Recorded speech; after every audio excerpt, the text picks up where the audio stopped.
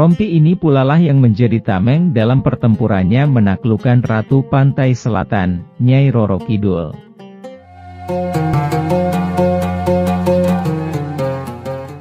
Sunan Kalijaga terkenal sebagai salah satu 9 wali yang memiliki ilmu kanuragan dan ilmu batin yang tinggi sebagai karomah yang diberikan Allah. Ada 2 pusaka milik Sunan Kalijaga yang diakini karomahnya hingga kini, di antaranya yaitu Rompi Ontokusumo dan Keris Kiai Carubuk. Pada pembahasan kali ini mengenai Rompi Ontokusumo, sedangkan pembahasan mengenai Keris Carubuk akan saya bahas pada video selanjutnya.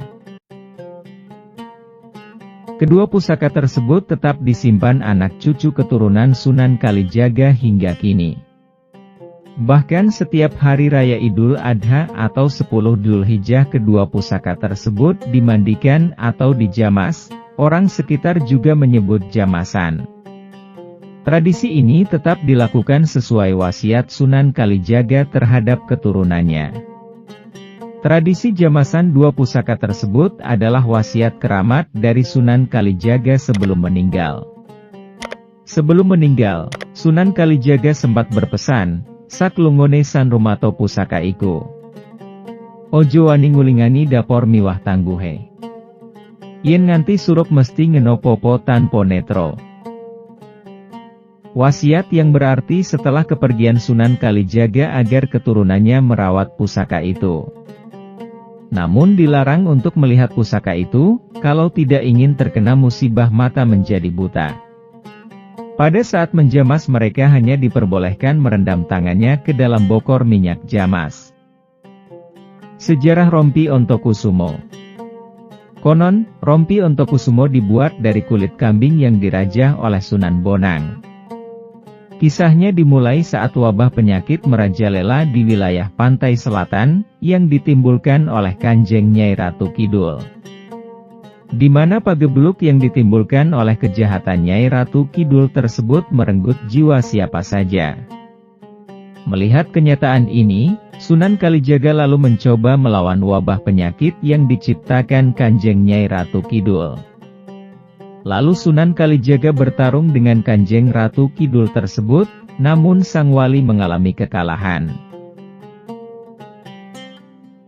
Setelah kekalahan itu, Sunan Kalijaga mendapat wangsit atau petunjuk yang mengatakan, untuk mengalahkan Kanjeng Nyai Ratu Kidul, Sunan Kalijaga harus menghatamkan Al-Quran. Lalu sang Sunan menghatamkan Al-Quran di Masjid Demak dengan disaksikan beberapa anggota Wali Songo lainnya. Konon, setelah usai menjalankan salat subuh berjamaah, para Wali Songo menemukan kulit kambing pada hari Kamis Legi malam Jumat Pahing. Kulit kambing tersebut, kemudian dibuat menjadi rompi dengan rajahan oleh Sunan Bonang. Rompi inilah yang kemudian disebut sebagai Rompi Ontokusumo. Namun, setelah selesai rompi ini terlalu sempit untuk dikenakan oleh Sunan Bonang. Lalu coba dikenakan oleh para Wali Songo lainnya tetapi tetap saja tak muat. Tapi saat Sunan Kalijaga mencoba mengenakannya rompi tersebut ternyata pas. Rompi Ontokusumo sendiri kemudian diberikan ke Sunan Kalijaga. Ketika mengenakan rompi ini, Sunan Kalijaga menjadi lebih kuat. Kekuatan yang terkandung dalam Rompi Ontokusumo konon sangat luar biasa. Bahkan, para Sunan pun tak dapat menyimpulkan secara pasti cahaya yang terkandung dalam rompi tersebut. Berdasarkan cerita sejak saat itu Sunan Kalijaga selalu mengenakan rompi tersebut. Rompi ini pulalah yang menjadi tameng dalam pertempurannya menaklukkan Ratu Pantai Selatan, Nyai Roro Kidul. Sehingga akhirnya penguasa Pantai Selatan itu kalah dan akhirnya memeluk Islam. Itulah peninggalan salah satu pusaka yang dimiliki Sunan Kalijaga yaitu Rompi Ontokusumo. Wallahualam. Al-Fatihah dumateng Embah Sunan Kalijaga. Jangan lupa like, komen, share, dan subscribe. Semoga berkah dan bermanfaat. Sampai berjumpa kembali dengan Arab Digarap.